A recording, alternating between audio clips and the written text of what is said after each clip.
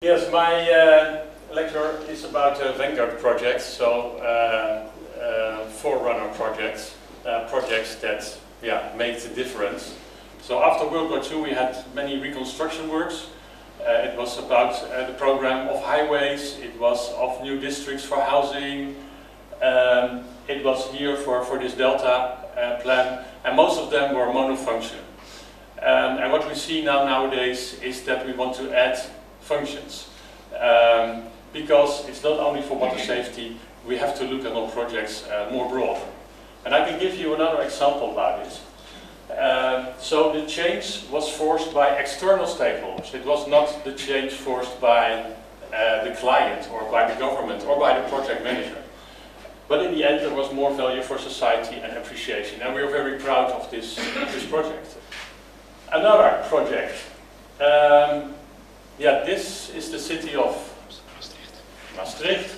This is the city of Maastricht in the Netherlands. And in the city of Maastricht, on the right, you have this A2 highway. And this A2 highway divides the city there into two. And this highway,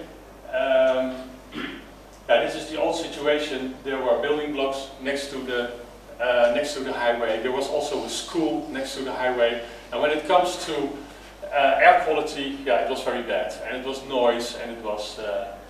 And for years and years they made plans for a tunnel there. But the ministry said, a tunnel is not worth the money. Other bottlenecks in the country are more urgent. Because not so many cars there, and maybe there is always another place in the country where the ministry says, okay, our money will not go to Maastricht, but to another project. And it's very expensive to construct a tunnel there. So the people in Maastricht say, okay, we need to think about it. We need to find a solution. And they find a solution to increase the scope of the project, to look in a different way to the project, and also to add co-financing from the region to the project. And they say it's not an infrastructure project, it's a city development project. Because when we can create a tunnel, and in the end it was a double-deck tunnel they built, but when we make this tunnel we can heal the city there. We have room for new apartment blocks, commercial real estate, and they reframed the projects from the A2 to the groene loper, maybe translated by the green carpet. And by creating this, increasing the scope, so there was extra money came into the project. Also the city of Maastricht and a little bit the city of Meersen, also they say, okay, we want to co-fund.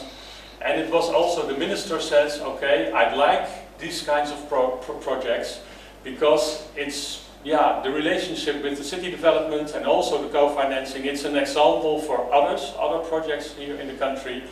But already here the change forced by external forces. So initially the plan was just a tunnel, but there was no budget for it.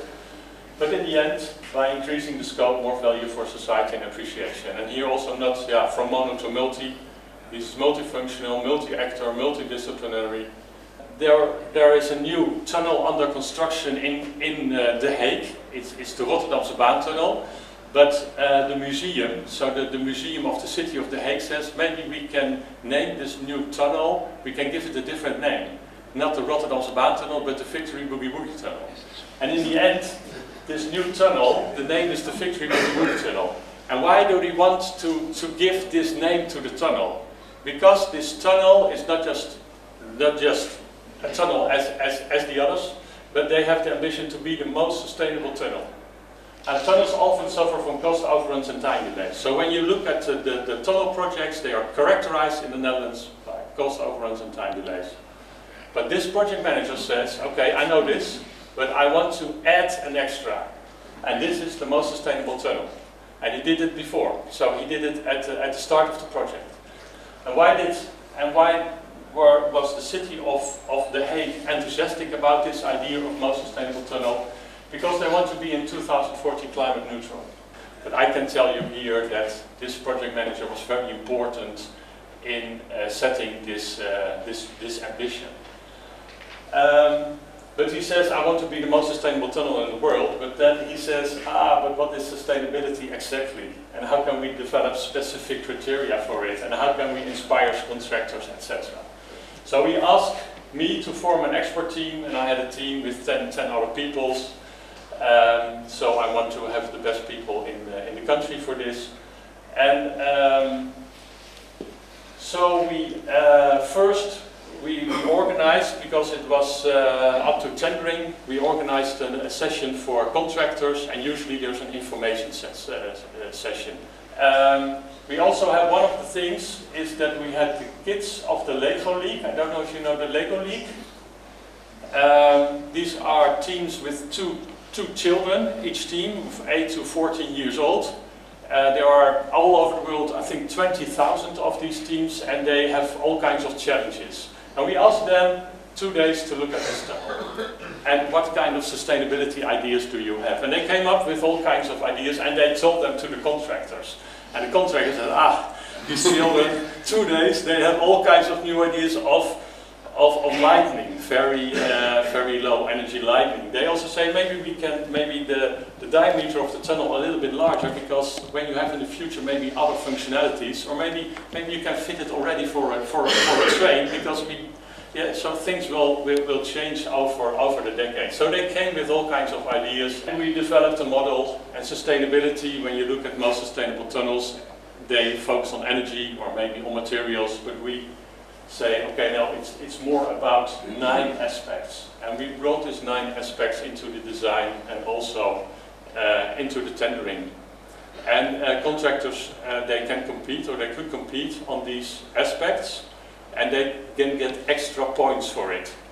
So in the end, the contractor with a higher bid, and this was the second, they did a very good job on sustainability, and finally, so then they won the bid, because they get these extra points. But what strikes me most, so what I think, yes, what excited me most, it was that when a subcontractor came up to the project director of the contractor, and he says, at our own company we also have some sustainability development, and maybe can we use this in your project? He was a little bit modest, and he said, is there maybe a chance?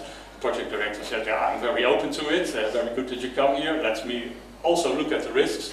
But in the end I said, yeah, this is a very good idea.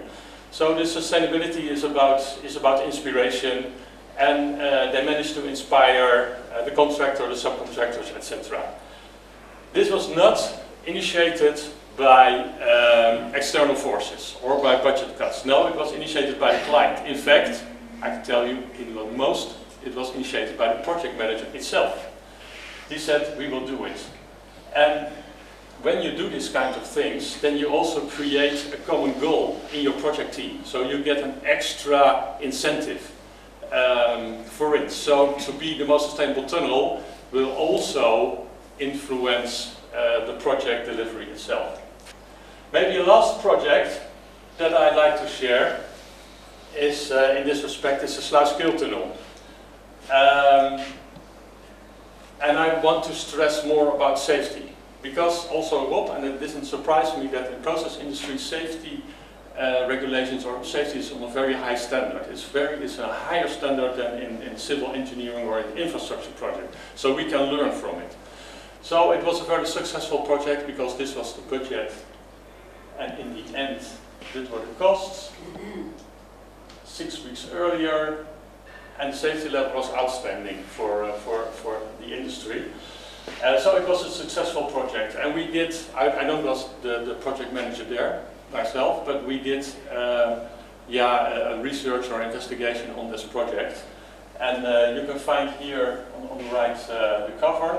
And we looked at 5 themes that we thought these themes were made the difference. And colleague Hans Bakker, who was involved, his name is also on the cover, and he looked at point 5, safety.